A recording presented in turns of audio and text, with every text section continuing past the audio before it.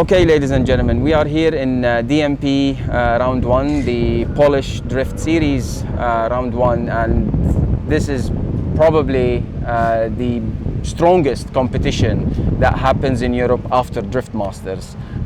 We are with David Kallas, of course, and he is one of the top judges from Europe, from Czech Republic. Yes. And you judge in Drift Masters, you judge in DMP, and wherever you have days off.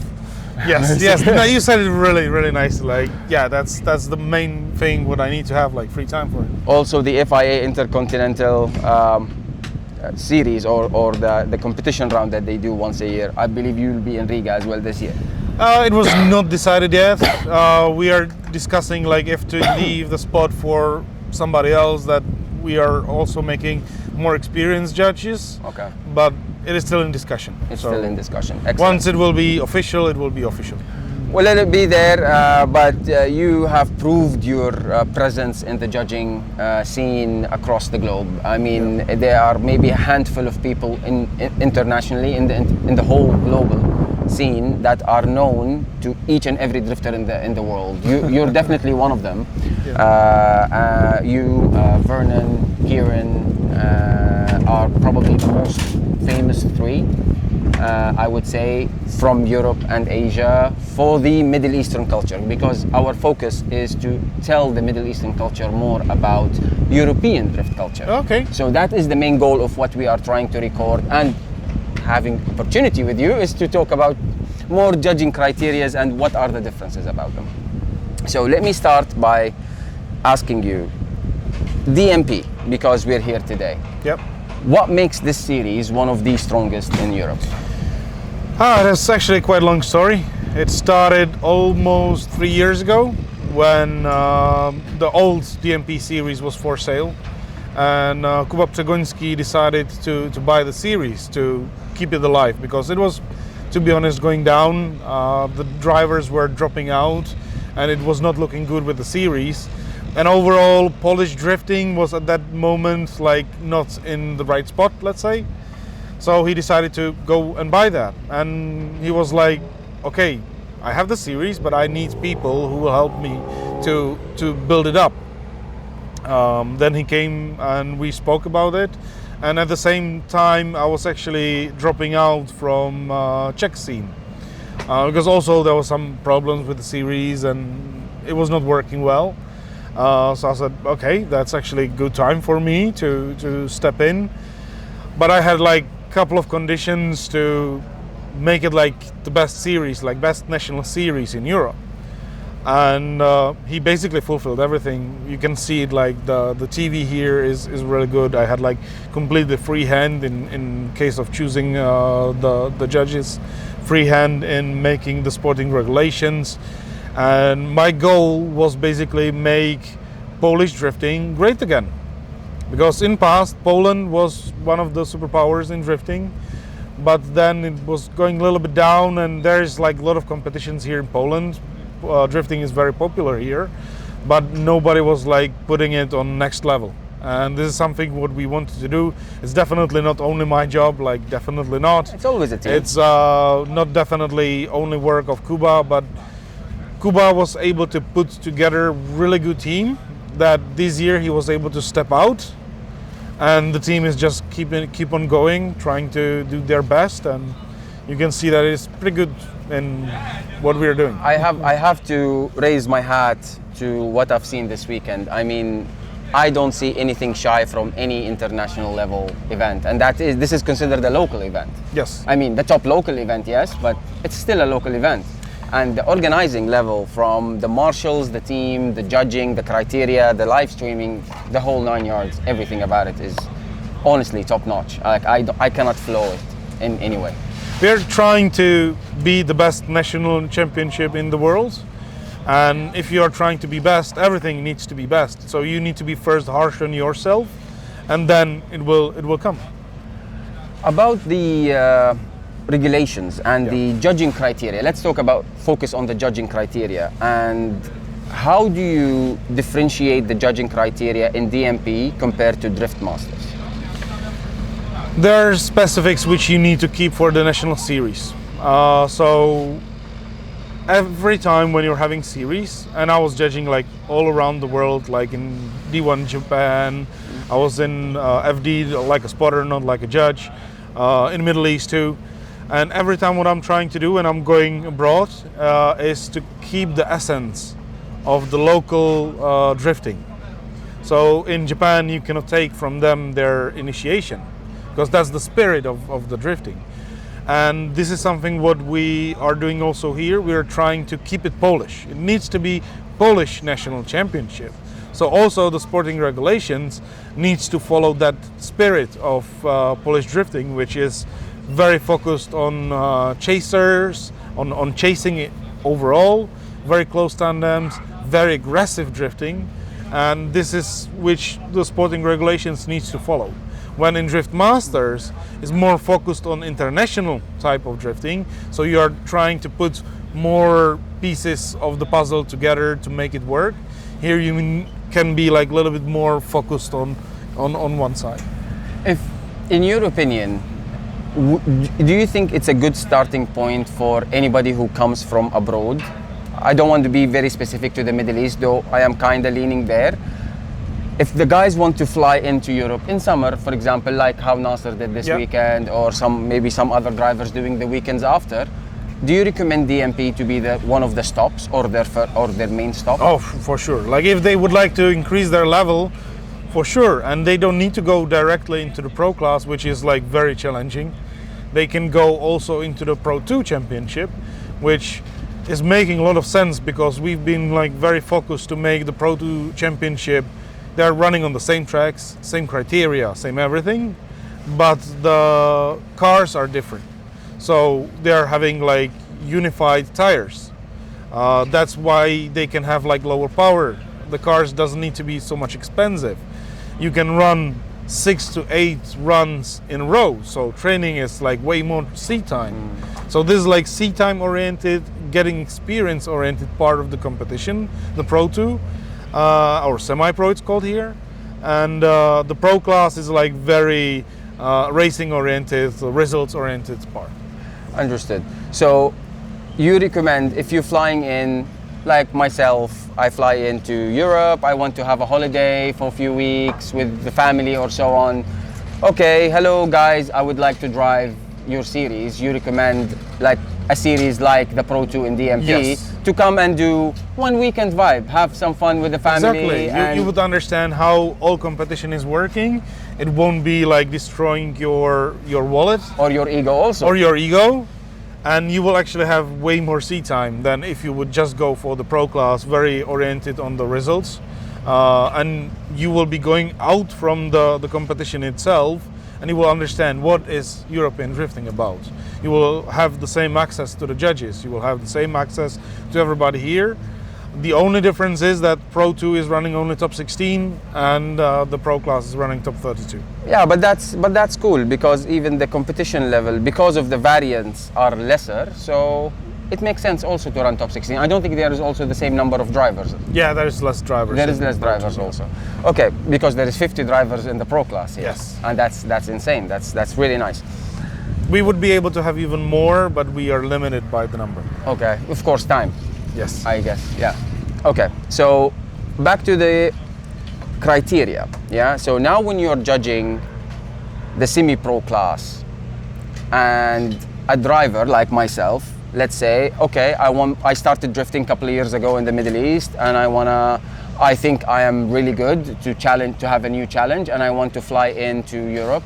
I sign up for DMP round, whatever round, and I go for semi-pro class. Would you accept some drivers directly to pro class if they have a good CV from before? Yeah, sure. For Pro 2 class, definitely. For Pro class, you would need to provide more information. We are also, judges are like very limited amount of people, so we know each other. So the first thing what I would do, I would just like contact the local judges who are judging the competition, where you've been, and ask them, is he any good? Is he like safe driving? And if everything would be fine, then why not? But for Pro 2, like if you have your license, if you've been drifting before, and your car is safe and ready, why not?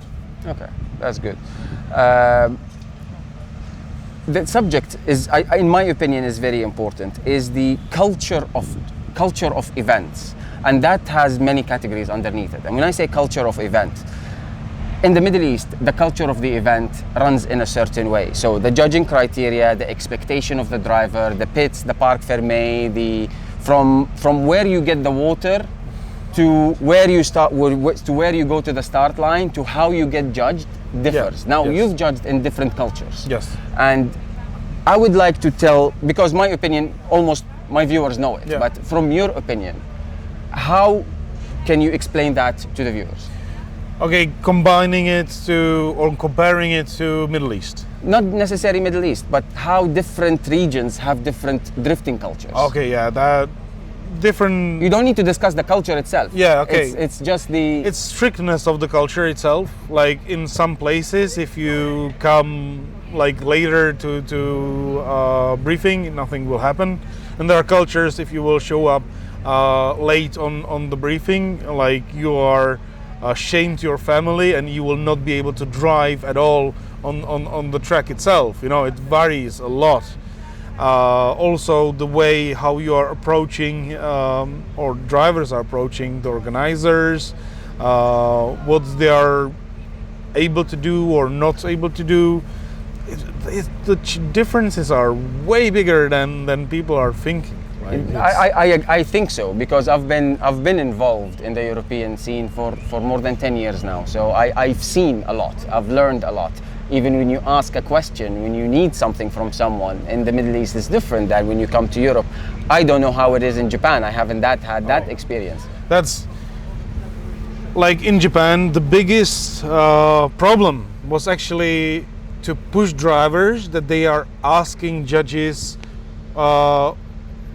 why something was judged, how it was judged, because before in Japan it was very rude. Like you were not able to ask the judge like why I lost, because that was considered rude.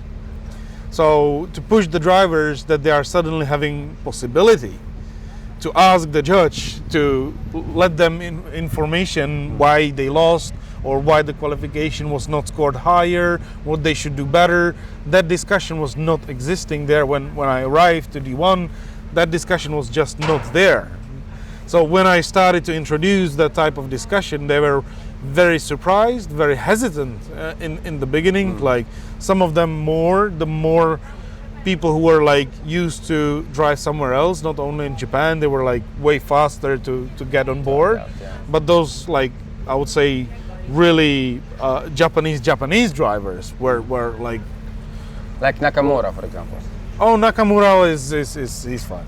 He's fine. He doesn't care. Yeah, he's cool. Like Naoki is like very open-minded person. He's like very modern in his thinking. Okay.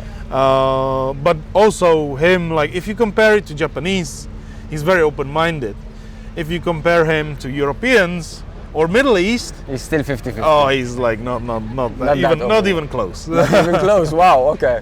I mean, he's of course he's one of the top drivers globally. Yeah. I mean, he's like with Naoki, it was very.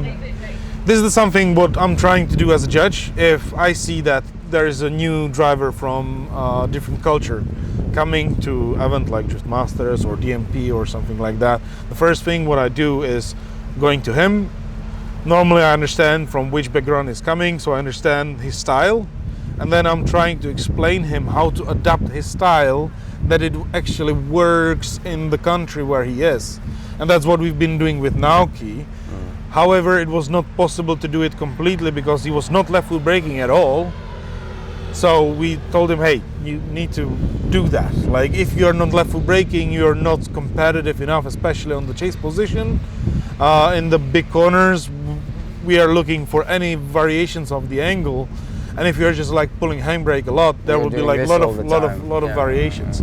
So, but he got there. I believe I can say that now at this moment he is basically there. That he understands what left foot braking is. He can use it very easily, and this is like very big success for us as the judges. That suddenly somebody who is coming from different culture was able to bring something new because his initiations are crazy. Yes. And suddenly Europeans are trying to mimic the initiations, how he is doing it, and then he's trying to mimic what Europeans are doing. So his coming into the series is making initiations better, and he's getting better with left foot braking and more stability of the angle. That's growing. That's culture sharing. Yes, basically, and that's great. I really like that part of I love drifting. it. I love it too. Actually, I love it too. 3 more questions, because I won't take more of your time. I know you've had a very, very long weekend, and this is, by the way, guys, this is like after everyone is almost left, and we're the last people here.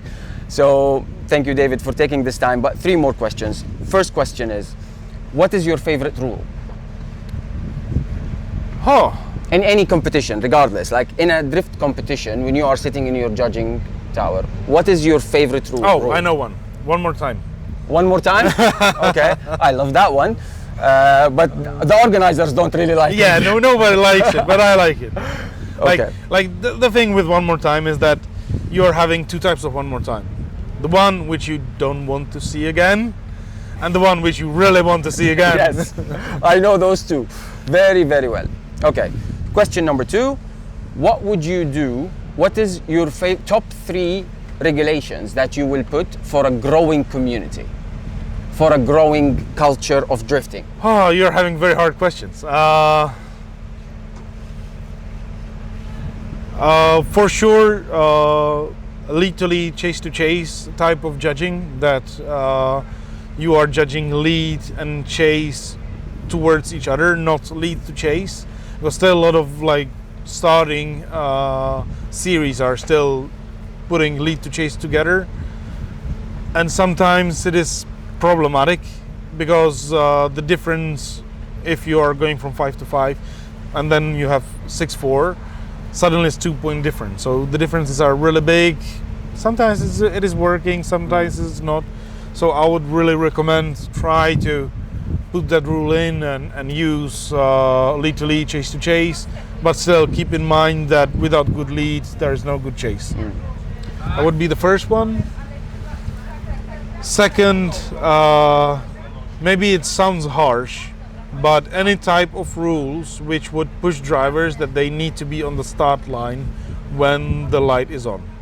Because nothing is worse than if the competition is taking too long time. People who are watching it get bored, they are not excited anymore, they start to chit-chat within each other and they're not in the game. It needs to be like, if you're watching movie, you're watching movie and everything is graduating to that final where everything will happen and you're like, yeah, that was great experience, and you're coming out of that cinema and like full of emotions. And if you go to some movie which is having, instead of like 90 minutes, it's having 4 hours, and there's like a lot of boring places where you're like getting asleep, Or eating your popcorn. or eating your popcorn, or even speaking with somebody, Yeah, I know what you mean. then the experience is not the same. Yes, for some niche type of spectators, yeah, it is great, but for overall audience, it is not. And without spectators, our sport would not be able to grow. So this is something what I would also recommend to the like low-level competitions. Be on time. Make your rules that you are pushing your drivers being on time, and also it will help them when they will grow and they will get bigger and they will go into bigger competitions. They will not have problem being on time and have everything ready. I actually have a question. I don't know if I should ask on camera. Do you drive yourself? Yes, I do. You do. If you are in competition, who are the 3 judges you would like them to judge you? And that doesn't mean that there are no others, but those 3 is your favorite judges from the way they look, the way they subject the run, because each judge have a subjective way of how they analyze the run. But David Scala's driving style will favor what judge? Of course David Scala's judge, but who else? Yeah, the thing is that I would not like to have the judges who would favorite my style. I would rather have judges who are more critical towards my driving style, that I would get better. So describe the judges. If you don't want to say the names, I would respect I would that. definitely take somebody from D1. Okay. Because they're very, very Yes, I know. sharp. Yeah. So I would definitely love that, because they would tell me like everything what was wrong with the run that was wrong. Then I have definitely one of the judges which I started with. Like, we know each other for now like 18, maybe 20 years, from Czech Republic, and he's very honest with my driving. So that would be the second one. And then the third one, probably somebody from DMP or Drift Masters, but the level is good, so yeah, somebody like that. But more critical judges than somebody who would favor my driving, because I would not get any better. Style, angle, or line?